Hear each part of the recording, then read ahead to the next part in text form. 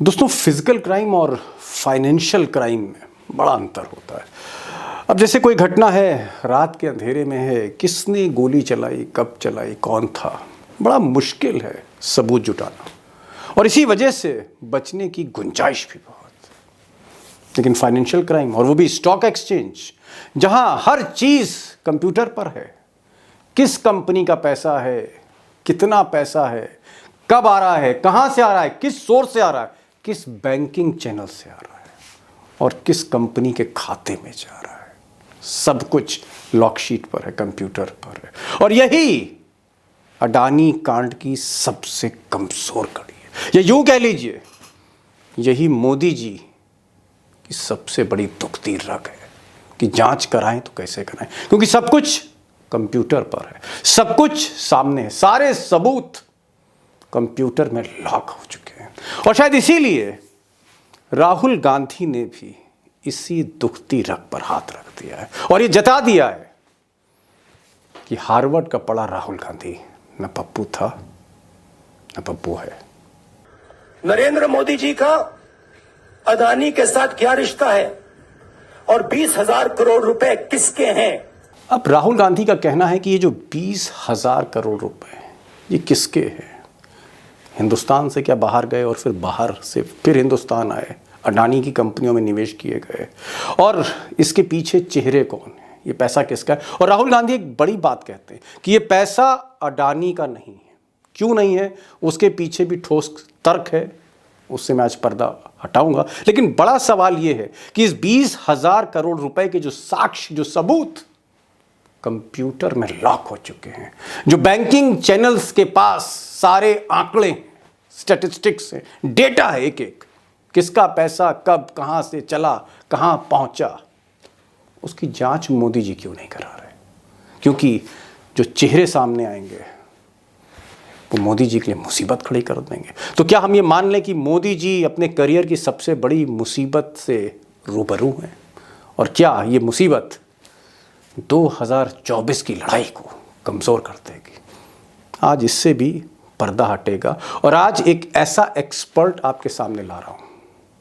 आप कह सकते हैं कि इस पूरे कांड का एक्सरे करके आपके सामने रख देंगे आंखों के, और आप तय करेंगे कि खेल है क्या ये।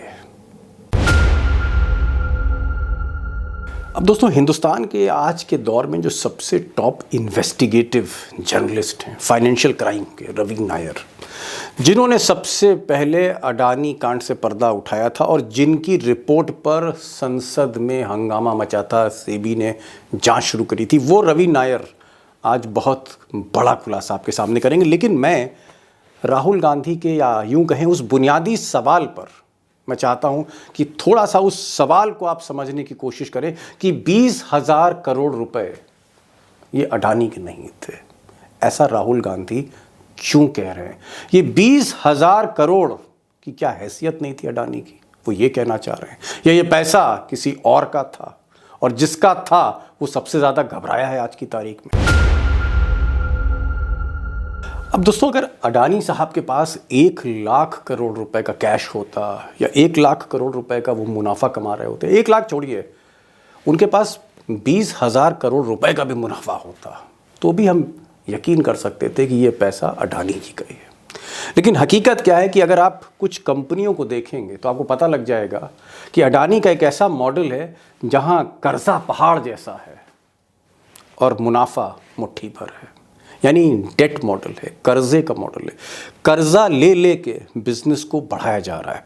मिसाल के तौर पर अब यही कंपनी देख लीजिए, अडानी एंटरप्राइज, यही कंपनी थी जिस पर हिंडनबर्ग रिपोर्ट ने पूरी चोट की, और अडानी एंटरप्राइज का ही एफपीओ भी आ रहा था, जिसकी ऐसी तैसी हो गई। अडानी एंटरप्राइज अगर आप देखते हैं, अब आप सोचिए कि इसका प्रॉफिट क्या होगा, 5,000 करोड़, 10,000 करोड़। अब अडानी साहब हैं तो हो सकता है 10,000 करोड़, जी नहीं।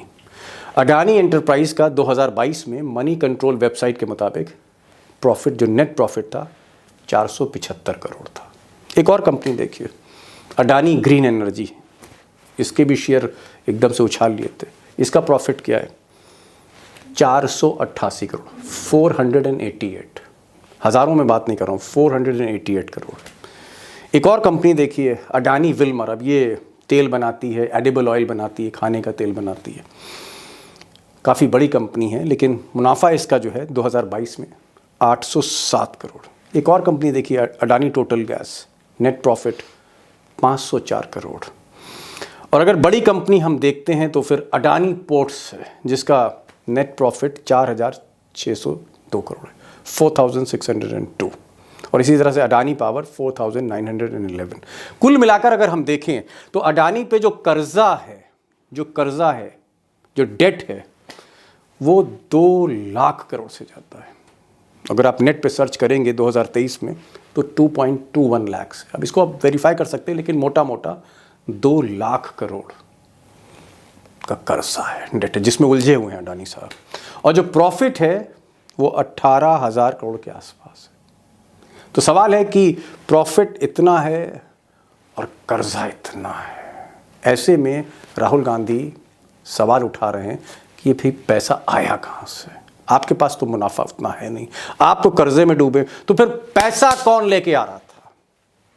और इसी पैसे से आज मैं पर्दा हटाने जा रहा हूं, क्योंकि मैं चाहता हूं कि मोदी जी की जो असली मुसीबत है, मोदी जी की मुसीबत की जो जड़ है, उस जड़ को आज आप समझ लीजिए। समय नहीं लूंगा, सीधे चलते हैं रवि नायर के पास, वो शख्स जिस पर अडानी साहब ने मुकदमे भी किए हैं, वो शख्स जो इन्वेस्टिगेटिव जर्नलिस्ट है, फाइनेंशियल क्राइम के अंदर बहुत भीतर तक झांकता है। और ये सही बात है कि अगर 56 इंच का सीना मोदी के दौर में किसी पत्रकार का है तो इसी का है। अडानी की हर रिपोर्ट ने कहीं ना कहीं हंगामा खड़ा कर गया है। सवाल ये है कि ये जो 20,000 करोड़ रुपए की बात हो रही है, जो पैसा मॉरिशस गया और मॉरिशस से दोबारा वो अडानी की कंपनियों में आया, क्या अडानी, वो कह रहे हैं कि ये पैसा अडानी का नहीं हो सकता, अडानी के पास 20,000 करोड़ रुपए का कैश नहीं है। ये एक बुनियादी जो है वो आरोप राहुल गांधी का है। तो क्या वाकई 20,000 करोड़ रुपए देश के एक समय के सबसे रईस आदमी के पास नहीं थे? इट इज डिफिकल्ट टू से, क्योंकि जितना भी बड़ा बिजनेसमैन हो, इतना स्पेशली उनका जब बिजनेस अभी ग्रो कर रहा है और उनको इतना सारा इन्वेस्ट करने की जरूरत है, उसके लिए एफपीओ लगाया था और फंड रेसिंग कर रहा है, लोन्स ले रहा है, तो उतना कैश उनके पास होता तो एक सारे करने की जरूरत नहीं है ना। और इनका जो बहुत सारे बिजनेस का कैपिटल इन्वेस्टमेंट इन्होंने पहले बोला था, इतना करोड़, इतना 1,000 करोड़ इस पे इन्वेस्ट करना है, इतना 1,000 करोड़ इतने इसमें इन्वेस्ट करना है, वो सारा ठप हो गया है ना। सो उतना पैसा उनके हाथ में होता तो करेंगे, ऐसे करेंगे नहीं ना। एग्जाम्पल लेता हूँ, मुंद्रा में तो एफपीओ न लाते, आप ये कहना चाह रहे हैं? एक तो एफपीओ नहीं लाते, दूसरा मुंद्रा में एक प्रोजेक्ट ला रहा था, coal gasification, coal to PVC, मतलब कोयला से उसको गैसिफाई करके उससे पीवीसी निकालने का। बहुत पोल्यूटेड है, लेकिन वो प्लान आने वाला था, उसका काम चालू किया गया था, उसको होल्ड पे डाल दिया। वो करीब $3.5 बिलियन का था। सो उसका नहीं, करीब 4 से थोड़ा सा ऊपर $1 बिलियन का था। 35,000 करोड़ रुपए के आसपास था, वो ठप हो गया। राइट। सो वैसे आप देखोगे तो बहुत सारा इनका जो इन्वेस्टमेंट प्लान्स है बिजनेस एक्सपैंड करने के लिए, उसको रोका गया है। सो उतना पैसा हाथ में होता तो इस सारा ऐसे होल्ड पे नहीं जाएगा। राइट जी, लेकिन हमें नायर साहब, हमें जो पता है, हमें जो जानकारी जो हम अखबारों में पढ़ते हैं या टीवी चैनल्स पे देखते हैं, अखबारों में देखते हैं, उसमें ये है कि दुनिया भर में अडानी साहब का कारोबार फैला हुआ है। और किसी टीवी चैनल पे मैं एक एंकर को देख रहा था, वो कह रहा था कि साहब इतना पैसा, इतनी दौलत इनके पास है कि ये मनी लॉन्ड्रिंग क्यों करेंगे, जिनके पास इतना पैसा है और मोदी जी जिन पर इतना भरोसा करते हैं, और जो दुनिया के नंबर 2 दूसरी पायदान पे पहुंच गए थे रईस होने के उसमें। तो सवाल इस बात का है कि जिस अडानी को लोग दौलत की वजह से जानते हैं और दुनिया भर में जिनका कारोबार फैला हुआ है, तो उनको पैसे की तंगी क्यों होगी, उनको एफपीओ लाने की जरूरत क्यों होगी? क्योंकि कारोबार तो पूरी दुनिया में फैला है, बांग्लादेश में है, श्रीलंका में है, म्यांमार में है, ऑस्ट्रेलिया में है, इजराइल में है, और भी कई मुल्कों में उनका कारोबार है। इंटरेस्टिंग क्वेश्चन, तो इंटरेस्टिंग है एक्चुअली। इंडिया में अडानी ग्रुप एक एस्टैब्लिश्ड ग्रुप है, इनका बहुत सारा ऑपरेशंस चल रहा है, like Adani ports, Mundra port सबसे सबसे बड़ा पोर्ट्स में से एक है। जी वैसे आप ऐसे देखोगे बाकी जगहों पे, आप जो बांग्लादेश की बात किया, अभी अडानी का ऑपरेशन सिर्फ वो अडानी विल्मर का चल रहा है, जो कुकिंग ऑयल है ना, एडिबल ऑयल, तेल यहाँ हम जो जो खाने का हाँ तेल बनाते हैं एडिबल हाँ ऑयल। जी हाँ जी जी हाँ, उसका जो अडानी विल, इधर फॉर्चून ब्रांड चलता है, वैसे उधर भी फॉर्चून ब्रांड है, और 2-3 लोकल ब्रांड और है उनका, वो चलता है, राइट। श्रीलंका में भी सेम ही है। श्रीलंका में अभी उनका पोर्ट चालू नहीं हुआ, उसका इन्वेस्टमेंट अभी और होना था, लेकिन हाल क्या है नहीं, पता लेकिन नहीं। वहां कहते हैं कि खरबों रुपए का ठेका मिला है, बिजली का ठेका मिला है, जिसमें राहुल गांधी ने आरोप लगाया था कि मोदी के कहने पर राजपक्षा जो राष्ट्रपति हैं श्रीलंका के, उन्होंने ठेका दिया उनको। तो वो भी खरबों रुपए का ठेका है वो तो, बिजली का। दैट्स ओके, लेकिन इन्वेस्टमेंट हुआ कहाँ है पूरा? अच्छा, शुरू नहीं हुआ। प्लांट चालू नहीं हुआ ना अभी। ये तो पिछले साल की बात कर रहे हैं, जो सिलोन, बांग्लादेश में भी वो बिजली पहुंचा रहे हैं, एक्सपोर्ट कर रहे हैं। वो भी अभी शुरू नहीं हुआ ना। सो रेवेन्यू आना शुरू नहीं हुआ। जहां जहां इन्वेस्टमेंट हुआ है, मतलब आप ये कहना चाह रहे हैं बांग्लादेश के कि मोदी सरकार के रहते उनको प्रोजेक्ट्स तो मिले हैं, लेकिन अभी उसमें आमदनी शुरू नहीं हुई, उसमें शुरू नहीं हुआ। रेवेन्यू एक शुरू मिनट, नहीं हुआ। Let me complete. सो इनका जो मेन ऑपरेशंस है एज ऑफ नाउ, इनका बिगेस्ट प्रॉफिट मेकिंग बिजनेस है कोयला। सो इंडोनेशिया में इनका कोल माइंस है, उधर से कोल लाता है, और ऑस्ट्रेलिया में इनका एक बहुत इनफेमस कोल माइन है कारमाइकल। ठीक है जी। कारमाइकल इन्होंने जब प्लान किया था उस दुनिया में सबसे बड़ा ग्रीनफील्ड कोल माइन होगा वो, लेकिन उसका फाइनेंशियल क्रेंच आ गया, क्योंकि कोई फंड करने के लिए राजी नहीं था, because people are moving away from coal. Indonesia से कोयला आता है, इंडोनेशिया में इनका बहुत बड़ा एक कोल माइन है। सो मेजरली इनका प्रॉफिट मेकिंग बिजनेस अभी इंडोनेशिया में ही है और कहीं नहीं है, इंडिया नहीं, के एक अलावा। जानकारी आई थी कि हाँ हाँ, बर्मा में भी कोई बिजनेस करने जा रहे थे, कुछ इस तरह के मैंने समाचार पढ़ा था कि बर्मा इन्होंने में कोई एक पोर्ट है क्या। पोर्ट डेवलप कर रहा था, लेकिन इनको छोड़ना पड़ा, क्योंकि बर्मा के ऊपर इंटरनेशनल सैंक्शन आ गया, यूनाइटेड नेशंस का सैंक्शन आ गया, बिकॉज उधर का जो इलेक्टेड गवर्नमेंट को एक कू करके मिलिट्री जनता ने उसको कैप्चर किया, पावर कैप्चर किया। So those and the Rohingya issue also. So मतलब उसमें आपका तो कोई ये कहना नहीं है, चल रहा। मैं दोस्तों को बता दूं, आप ये कहना चाह रहे हैं कि बर्मा, जिसे म्यांमार कहते हैं, वहां पर इनको ठेका तो मिला था पोर्ट का, लेकिन क्योंकि वहां पर सैनिक शासन है और सैनिक शासन होने की वजह से उस पर प्रतिबंध लगा है, इस वजह से वो प्रोजेक्ट रुक गया या खारिज हो गया। इलेक्टेड, डेमोक्रेटिकली इलेक्टेड गवर्नमेंट को ओवरथ्रो करके मिलिट्री शासन लाया गया था, जी मिलिट्री जी, वालों ने, तब इसलिए वो उस प्रोजेक्ट पे फंस गया। सैंक्शन, हाँ उस पे सैंक्शन आया था, सो प्रोजेक्ट फंस गया। इसराइल, सो इसराइल में अभी तो मिला है ना, the Haifa port. Port is not operational, Haifa is not fully, Haifa में इनको they have to develop that, right, they have to invest more money and develop it. आप ये कह रहे हैं कि अडानी साहब का मोदी सरकार आने के बाद भले ही बिजनेस पूरे दुनिया भर में फैला हो, लेकिन ज्यादातर प्रोजेक्ट वो अब शुरू कर रहे हैं, उन्हें वहां राइट इन्वेस्टमेंट करना है, उन्हें पैसों राइट की जरूरत है, अभी वहां राइट, पर आमदनी शुरू नहीं हुई है। इसका बिल्कुल मतलब सही। आप ये कहना चाह रहे हैं कि अभी भी अडानी ग्रुप पे कर्जा ज्यादा है, उनका मुनाफा कम है, और इस वजह से राहुल गांधी 20,000 करोड़ रुपए पे सवाल उठा रहे हैं कि ये जो पैसा अडानी की कंपनी में लगा मॉरिशस की रूट से, ये 20,000 करोड़ रुपया किसका है? क्योंकि अडानी खुद, उनको पैसे की जरूरत है, अडानी खुद कर्जे में है, तो वो ये पैसा कहां से लाएंगे? ये क्या राहुल गांधी कहना चाह रहे हैं? एक चीज तो इट्स वेरी क्लियर, जब उन्होंने बोला था 20,000 करोड़ मॉरिशस से आया था, it's not only from Mauritius. Adani group का बहुत सारे कंपनीज है, बहुत सारे कंपनीज मॉरिशस में है, वो प्रमोटर ग्रुप कंपनी सिखाता है, Singapore, Mauritius, Dubai, Cyprus, and in other offshore places जहां जो टैक्स हेवन बोलता है, like British Virgin Islands and all. So इसमें मेजरली पैसा आता है इनका, जो प्रमोटर ग्रुप कंपनीज बोलते हैं ये लोग। अडानी ग्रुप का जो शेयर होल्डिंग आप देखोगे, उसमें प्रमोटर ग्रुप होल्डिंग होता है, ये प्रमोटर ग्रुप में बहुत सारे कंपनियों का नाम दिखा देते हैं। मैक्सिमम मॉरिशस रजिस्टर्ड है उसमें। हम नाम सुनोगे तो यू विल थिंक ये बहुत बड़ा इंटरनेशनल इन्वेस्टमेंट फंड्स है, इन्वेस्टमेंट कंपनीज है, like world wide emerging market holdings limited एक कंपनी का नाम है। ठीक है जी। दूसरा है Afro Asia trade and investment, then emerging market DMCC, ये दुबई का है। अब जब ऐसे नाम सुनोगे ना आप सोचोगे हाँ बहुत बड़ा कंपनीज है। अब ट्राई कर लो इस कंपनी के बारे में इन्वेस्टिगेट करने के लिए। एक, इसका वेबसाइट नहीं मिलता।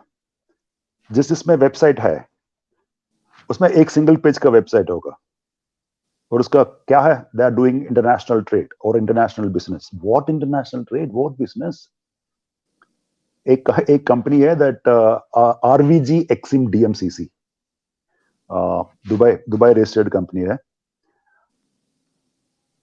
इसका आप नोट कर लो, आप चेक कर लो। इसका वेबसाइट में जाओ। This is the website says that this company is owned by an international businessman, and देखोगे नीचे नाम होगा विनोद अडानी। So ऐसे just this obscure opaque companies इतना सारा पैसा इंडिया में एफडीआई के थ्रू लेके आते हैं। ये कहां से लेके आते हैं? इनका एक्चुअल बिजनेस क्या है? इनके पास इतना पैसा कहां से आता है? क्या आपको लगता है, मैं अब बहुत फाइनेंशियल उसमें नहीं जाऊंगा क्योंकि आपके पास बहुत जानकारी है। आप एक एक कंपनी के बारे में बताओगे कि इस कंपनी में ये विनोद अडानी है, उस कंपनी में ये है, इस कंपनी में वेबसाइट नहीं है, इस कंपनी में कर्मचारी नहीं है, इस कंपनी में ये है, वो मैं जान रहा हूँ। मैं अब बड़े सवाल पर आ रहा हूँ। बड़ा सवाल ये है कि क्या आपको लगता है एक इन्वेस्टिगेटिव जर्नलिस्ट के तौर पर, आप एक खोजी पत्रकार हैं और क्रिमिनल की जगह आप इकोनॉमिक ऑफेंसेस पे फोकस करते हैं, जो पैसों का घपला होता है उस पर आपकी महारत हासिल है, तो क्या हम ये माने कि नरेंद्र मोदी की सरकार इस वजह से अडानी की जांच नहीं करवा रही है, या अब तक नरेंद्र मोदी की सरकार इस वजह से अडानी पर चुप है क्योंकि वाकई जो पैसे का जो लेन देन है, विदेश से जो पैसा अडानी की कंपनियों में आ रहा है, वो वाकई एक बहुत बड़ा सवाल खड़ा कर रहा है? वाकई उसमें गड़बड़ है, इरेगुलरिटी है? आपको क्या लगता है पहली नजर में? इसका जवाब देने से पहले मैं आपसे एक सवाल पूछूं जी।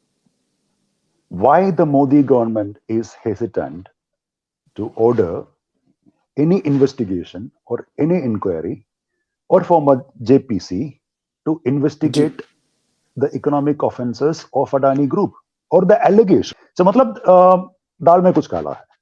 और the other day someone said in one of your show दाल ही काला है।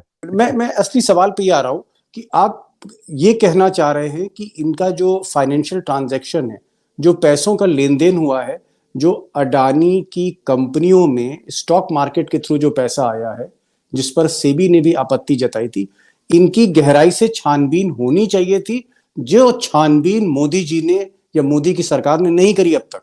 आप ये कहना चाह रहे हैं? बिल्कुल नहीं किया। यस, बिल्कुल नहीं किया ना। आप ये देख लो, 2021 जुलाई में पार्लियामेंट में कहा गया था, महुआ मोइत्रा को रिप्लाई दिया गया था, MOS finance, minister of state for finance, उस टाइम आप ही की खबर थी वो, आपकी खबर। हाँ जी। सो DRI का इन्वेस्टिगेशन चल रहा है। DRI का इन्वेस्टिगेशन अडानी का फाइनेंशियल ट्रांजैक्शन और अडानी ग्रुप में जो इन्वेस्ट कर रहा था फॉरेन पोर्टफोलियो इन्वेस्टर्स, उन लोगों पे तब से चल रहा है। 2021 जुलाई से चल रहा है। सो रिपोर्ट कहाँ है? क्या हुआ उसका? कुछ बाहर डाल दो। फिर दोबारा अभी बोल रहा है सेबी भी इन्वेस्टिगेट कर रहा है तब से, और सेबी अभी भी इन्वेस्टिगेट कर रहा है। सो क्या इन्वेस्टिगेट कर रहा है जी? इनके पास जो भी डॉक्यूमेंट्स है हमें दे दो यार, हम 2 महीने लगाएंगे। एक चीज और नायर साहब, क्योंकि आप इन्वेस्टिगेटिव जर्नलिस्ट हैं और जो भी एजेंसियां हैं वहां पर आपके सोर्सेज हैं, अधिकारियों को आप जानते हैं, उनसे आप बातचीत करते हैं, जो भी जांच करते हैं, क्या वाकई जो आज की तारीख में भारत की जो जांच एजेंसियां हैं, चाहे ईडी हो, चाहे DRI हो, डायरेक्टरेट ऑफ रेवेन्यू इंटेलिजेंस, या इकोनॉमिक ऑफेंस विंग, यानी जो पैसों के लेन देन का जो की गड़बड़ की जो जांच करती, क्या वो जो अधिकारी हैं वो वाकई डरते हैं अडानी पर हाथ डालने से? क्या आपको इस तरह की फीलिंग होती है जब आप अडानी को लेकर अफसरों से बात करते हैं? अडानी के ऊपर डीआरआई केसेस थे, 3-4 थे। एक तो 2007 एंड 2009 में शो कॉज नोटिस भेजा गया था और लेटर केस फाइल हुआ था। Adani enterprises limited, Adani enterprises limited बनने से पहले अडानी एक्सपोर्ट लिमिटेड था। तो करीब 2000 से लेके 2005 तक इनका मेजर बिजनेस था cut and polish diamonds, export of cut and polish diamonds and gold jewellery, finished gold jewellery, right. So इसका एक एक्सपोर्ट प्रमोशन स्कीम हुआ था उसमें, उसका मिसयूज करके इन्होंने बिलियंस ऑफ डॉलर्स कमाया बोल के एक डीआरआई का केस था। सो द अपीलेट ट्राइब्यूनल इस केस में अडानी को क्लीन चिट दे दिया। इस गवर्नमेंट आने के बाद हुआ, मोदी गवर्नमेंट आने के बाद हुआ। And the DRI files, I have seen the DRI files. It's there in public domain right now. We put out all the information we have put out in public domain. So after having this much information, सेस्टाट का order के against DRI supreme court क्यों नहीं गया? गया नहीं जी। दूसरा, करीब 40 कंपनियों का, अलग अलग कॉर्पोरेट कंपनियों का कोल इंपोर्ट में घोटाला हुआ था, ओवर इनवॉइसिंग का। इसके अगेंस्ट केस हुआ था अडानी का भी, अडानी भी इसमें पार्टी था। इसमें भी सेस्टाट ने अडानी को क्लीन चिट दे दिया। आप ये कह रहे हैं कि एक तरह का एक प्रेशर है अडानी, जिस तरह से अडानी, गौतम अडानी के जो रिश्ते हैं। Let me be very frank, Deepak. Let me be very frank. The government is not letting any investigative agencies to investigate anything against Adani. As simple as that. आप ये कहना चाह रहे हैं कि मोदी सरकार अडानी के खिलाफ जांच करने की किसी एजेंसी को इजाजत नहीं दे रही, या एक दबाव है उनके ऊपर, करा नहीं रही जांच? जी। असली सवाल पे आ रहा हूं। आपको क्या लगता है कि जिस तरह से हिंडनबर्ग रिपोर्ट आने के बाद, चाहे वो वॉल स्ट्रीट जर्नल हो, चाहे वो न्यूयॉर्क टाइम्स हो, चाहे वो गार्डियन हो, दुनिया भर के जितने बड़े अखबार है, मीडिया आउटलेट्स हैं, सबने माना है कि कहीं ना कहीं अडानी के मामले में दाल में काला है, और यही आरोप राहुल गांधी और विपक्ष भी लगा रहा है, इसीलिए जेपीसी की मांग हो रही। आपको क्या लगता है कि अडानी इन मुश्किलों से बाहर आ पाएंगे, या अडानी का पूरा जो बिजनेस मॉडल है, जिस तरह से वो कर्जे पे खड़ा हुआ है, अडानी फंसते चले जा रहे हैं, और अडानी के साथ साथ मोदी जी हैं, उनकी प्रेस्टीज भी फंसती चली जा रही, वो भी फंसते। तो क्या अडानी ग्रुप मुसीबतों से बाहर निकल पाएगा, या जो बिजनेस मॉडल है एक बहुत बड़ी क्राइसिस में अडानी ग्रुप है? सो आपका पहला सवाल का जवाब है दैट अडानी ग्रुप पे बहुत ज्यादा डेप्ट है। डेट सर्विसिंग इनको बहुत ज्यादा करना है अभी। सो इनका करंट कैश जनरेशन जो हो रहा है इनका ग्रुप कंपनीज में, सो फिलहाल उससे इनका डेट सर्विसिंग को मैनेज कर पाएंगे अप टू एन एक्सटेंट। लेकिन इनका जो बिजनेस एक्सपेंशन प्लान था, जहां देखो उधर पूरा हाथ डाल दिया था बिजनेस पे, वो मुश्किल पड़ जाएगा। वो बहुत सारे प्रोजेक्ट्स है, वो बंद हो जाएंगे, इनको बंद करना पड़ेगा, क्योंकि एटलीस्ट फॉर फ्यू इयर्स इनको होल्ड करना पड़ेगा। लेकिन गवर्नमेंट उतना होल्ड करने के लिए राजी होगा ना होगा, वो देखने वाली बात है। The second thing is that, of course, this has dented Narendra Modi's image and Modi government's image and the ruling party's BJP's image for a very simple reason.